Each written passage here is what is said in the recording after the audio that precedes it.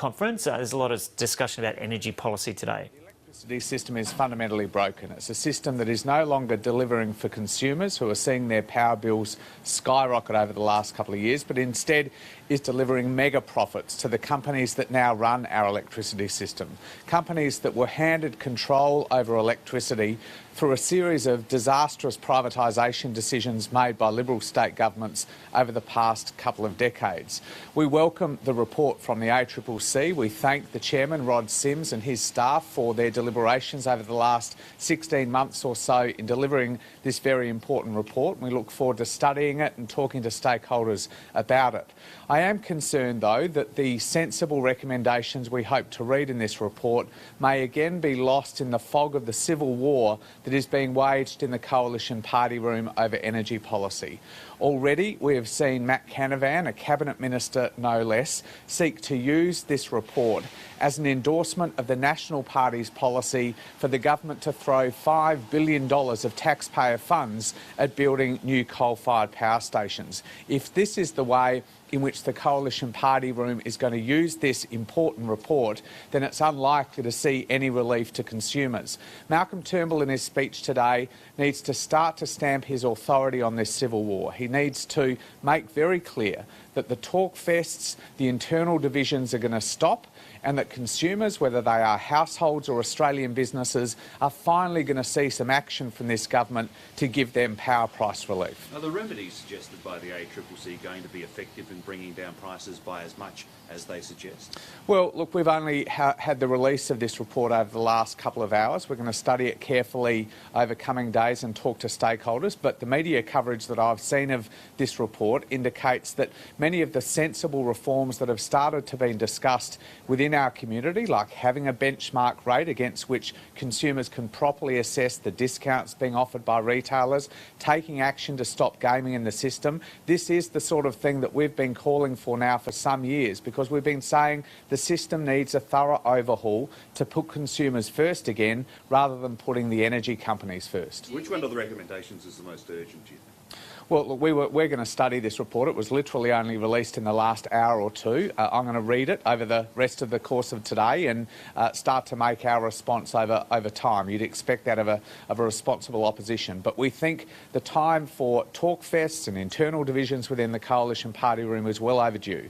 Australian households and businesses have been suffering power prices that have skyrocketed over the last couple of years, and they need some action from their government. A lot of this time improves the case of the NEG. Well, we're going to read the report, and we've said for some time, since the idea of the National Energy Guarantee was first floated, that we want to take a responsible attitude to trying to find a bipartisan solution to this deep energy crisis. We've done that with previous iterations of energy policy proposed by the Turnbull government. I'm looking forward to reading the ACCC report, including its treatment of the National Energy Guarantee. How much blame does Labor accept, given that it was in power for a lot of the time that some of these problems arise? Well, look, I'm going to read the ACCC report and look at their diagnosis of the problems in the system, but there is no question that the energy crisis confronting households and businesses today has largely emerged under the Prime Ministership of Malcolm Turnbull. When Tony Abbott became Prime Minister, he dismantled the energy policy, the investment signals that were in place under our term in government. Since then, we've seen no investment, for example, in gas-fired generation, while at the same time coal-fired power station after coal-fired power station has shut down. So this is an energy crisis very much of Malcolm Turnbull and Tony Abbott's making, and instead of coming up with solutions, they've been bogged down in this civil war plaguing the coalition party room. Today is an opportunity for Malcolm Turnbull to stamp his authority on his party room and say that the ACCC recommendations will be treated on their merit, not abused and used by coalition MPs who've got this coal agenda.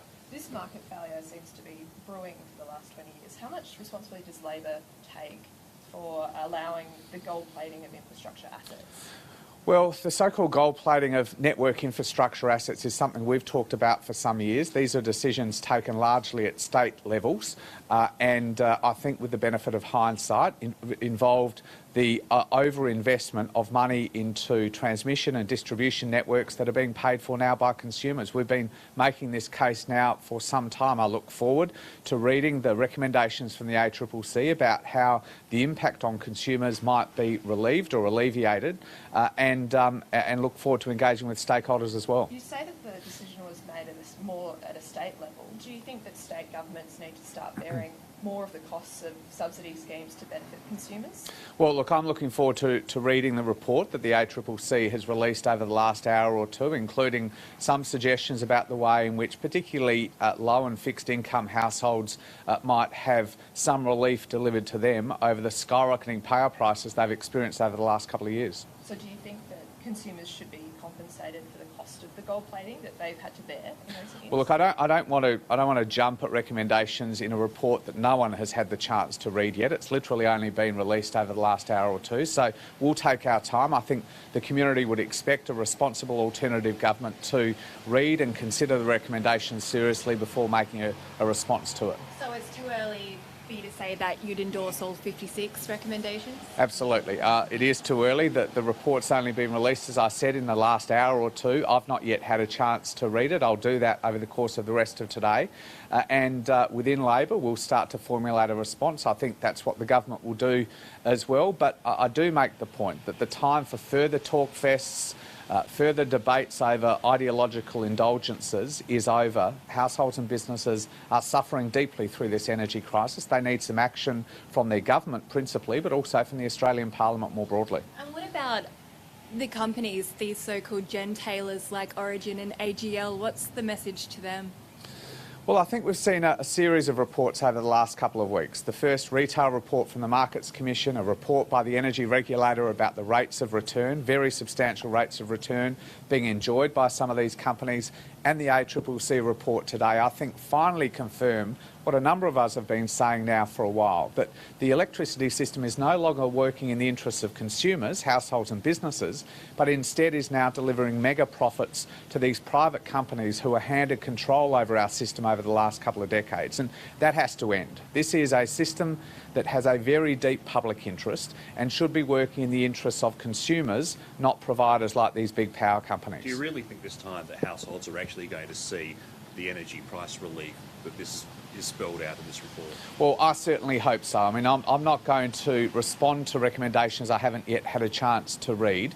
But look, I think the ACCC is a very widely respected body. It's worked on this area now for the last 16 months, engaged very broadly with the community and other stakeholders. And I want to thank Rod Sims and his commission for the work that they've done. I look forward to reading this report. I think it's an important one. And I hope that it's going to deliver a change of direction in this country, particularly within the coalition party room, over the treatment of a very deep energy crisis. On another matter, when will you find out what your future holds with regards to the next election? Well, I guess my focus has been making sure that the Labor Party here in South Australia works through this in the best interests of the party and the best interests of South Australia, rather than putting some artificial time limit on making a decision. And I'm confident, and I think other members of the branch are confident, that that's what we're doing. So I'm not going to fix a particular time limit on this. Obviously, we need to get a bit of a move on. The possibility of a federal election this year is being discussed in the commentariat, and we need to be prepared for that. But we need to get the decision right rather than work to an artificial time frame. Thank you. Thanks, everyone. Thank you. Okay, so that was live from South Australia. Labor's Mark Butler.